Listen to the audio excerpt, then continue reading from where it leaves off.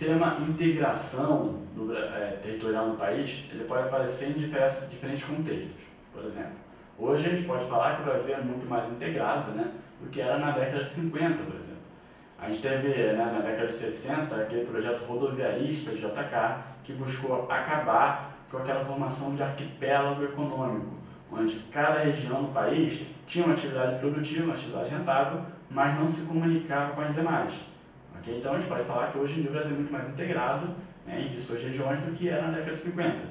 Porém, né, na década de 50, década de 30, você tinha uma integração muito pequena entre essas regiões, mesmo sendo considerado arquipélago econômico, né? Então lá no começo, na formação do território brasileiro, quando você teve o começo da atividade canavieira, principalmente o desenvolvimento da costa brasileira, né? Depois que você teve o desenvolvimento da costa brasileira, o Brasil começou a se periferizar, né? A gente começou a entrar no território nacional e começou a buscar as riquezas na parte mais interiorana do território nacional. Aí não estou falando de interior como a Amazônia ainda, embora ela tenha se desenvolvido, né, como Cerrado, mas a parte interior mais próxima do litoral ainda, por exemplo, Minas Gerais. A mudança da capital de Salvador para o Rio de Janeiro foi motivada, por exemplo, pela atividade mineradora de Minas Gerais. Tá, okay? Então ele busca aqui uma alternativa justamente que vá responder quanto à formação do território nacional, né, território brasileiro, quais atividades ajudaram a fazer essa formação integradora do território brasileiro. E aí vamos às alternativas. A mineração, no século XVIII, foi importante na integração do território, devido às relações com o sul, provedor de charque e mulas, né, transporte, alimentação e tal, e o Rio de Janeiro por onde escova o ouro, o porto por onde saiu o ouro do seu mercado externo. Então, a mineração em Minas Gerais, né, na parte mais interiorana do país, foi importante que integrou o mercado do sul, charque e mulas, e o mercado da região litorânea, representado pelo Porto do Rio de Janeiro. Então, ela integrou todos os diferentes mercados. B. Pecuária no Rio São Francisco, desenvolvida a partir das numerosas vilas da Zona da Mata. A Zona da Mata é a parte mais litorânea, tá, da região Nordeste.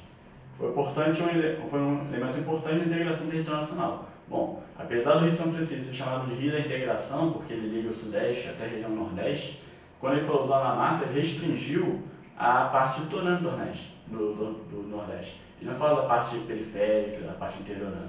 Então isso aí está errado. C. Economia baseada no século XVI na exploração das drogas do sertão, integrou a porção centro-oeste à região sul. Tá? Então as drogas do sertão, que apareceram, né, na parte realmente mais interiorana do país, acabaram não tendo um peso tão grande essa integração. E elas foram muito efêmeras se comparadas à atividade mineradora, por exemplo. D.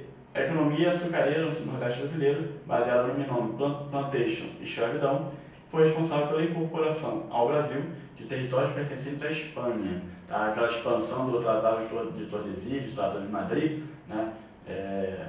Onde o Brasil realmente incorporou territórios da Espanha, foi principalmente pela atividade dos bandeirantes, aí sim das drogas do sertão, tá? Não pela atividade da plantation, que era muito mais da parte litorânea. A extração do pau-brasil, lá no começo, promovida pelos paulistas por meio das entradas e bandeiras, foi importante na expansão das fronteiras do território brasileiro. Aí misturou os bandeirantes com a extração do pau-brasil. Então, isso aí está errado. O gabarito é aquela primeira, a letra A.